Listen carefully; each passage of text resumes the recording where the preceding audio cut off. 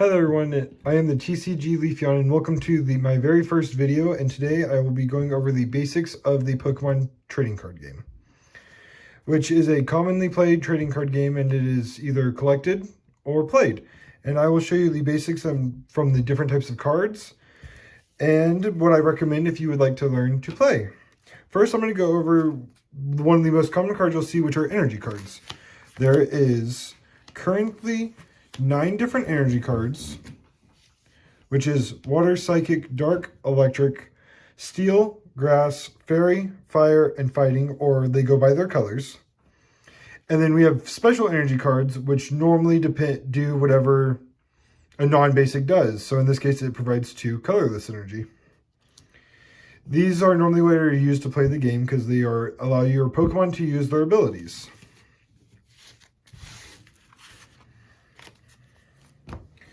Next, we'll go over the Pokemon cards, the Pokemon themselves.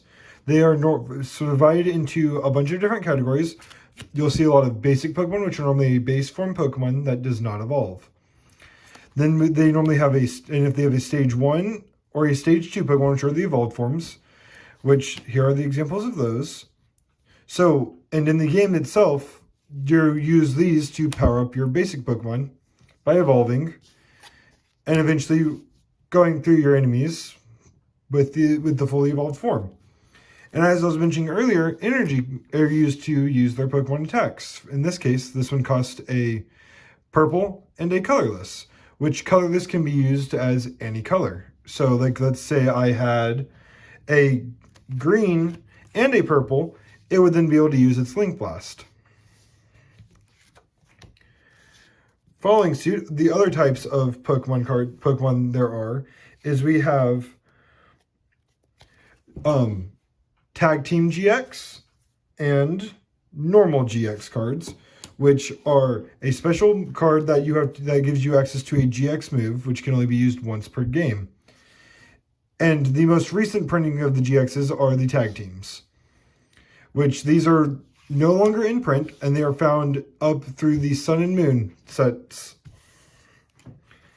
Our most recent ones are the V cards and the V Max cards, which the V cards are cards that have the ability to V Max, which in this case I do not have the Galarian Darmanitan V Max, so I'm using an Alchemy V Max as the example. And these are our most recent iterations, which whenever they are knocked out, you take prize cards based on bonus prize cards, which are the same for GXs, and another type of card I'm going to show. So there are those two.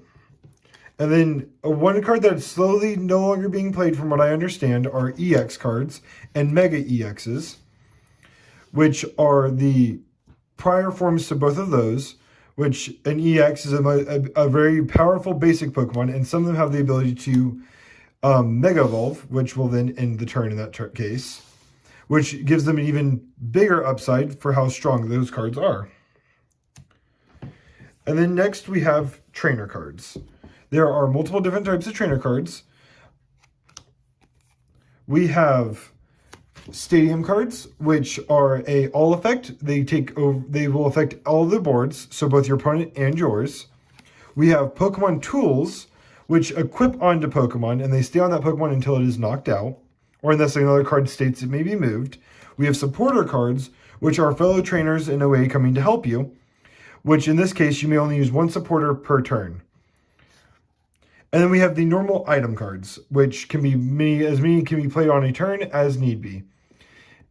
And they have various effects, from retrieving energy from your discard pile to getting basic Pokemon from the deck. And another type of card, which is a Prism card, which in this case it's a Trainer Prism. Each deck may only have one Prism card in it.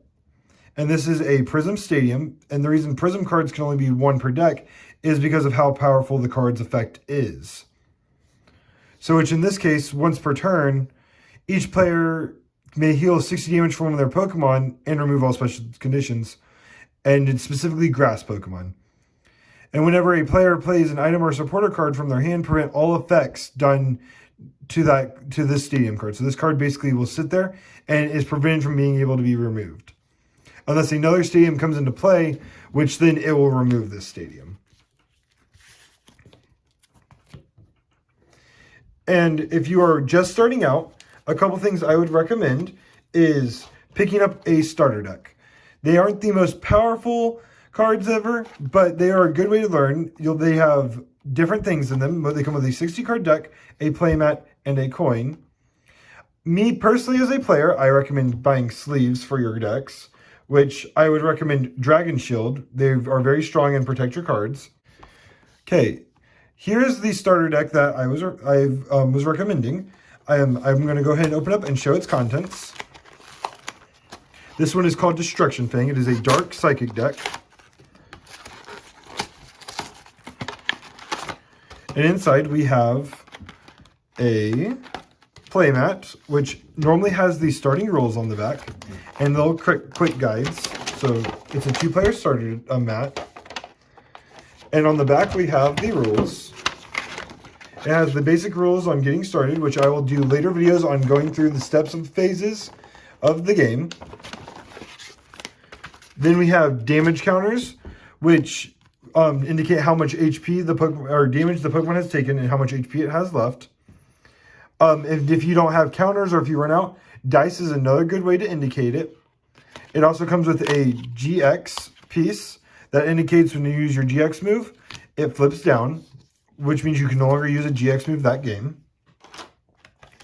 It comes with a card list for whatever set this one is from, which this one is from Crimson Invasion.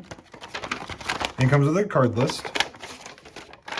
It comes with a pretty nifty coin, which this one's Hydreigon. Oops. And then we have the deck itself. A code card, which you can use these to unlock it on Pokemon TCG Online. Whoever gets it first is welcome to it. Then we have the Ace card, the foil Hydreigon, which goes along with the rest of the deck, which is right here. Which it comes with a full set of basic energy, the Pokemon you needed for the deck, and lots of trainer cards that support the deck. This deck is a type of deck that wants to hit hard and get cards from the graveyard. And it's a pretty straightforward deck. And when you get the new deck, you kind of just throw your Ace card in there, you shuffle up. If you have a friend, then you start the game. If you don't, then I would offer the TCG Online as a good way to learn and play. Thank you for coming to watch this video. I will plan to do more and go more in depth on more cards and new pack openings. Until then, thanks for visiting.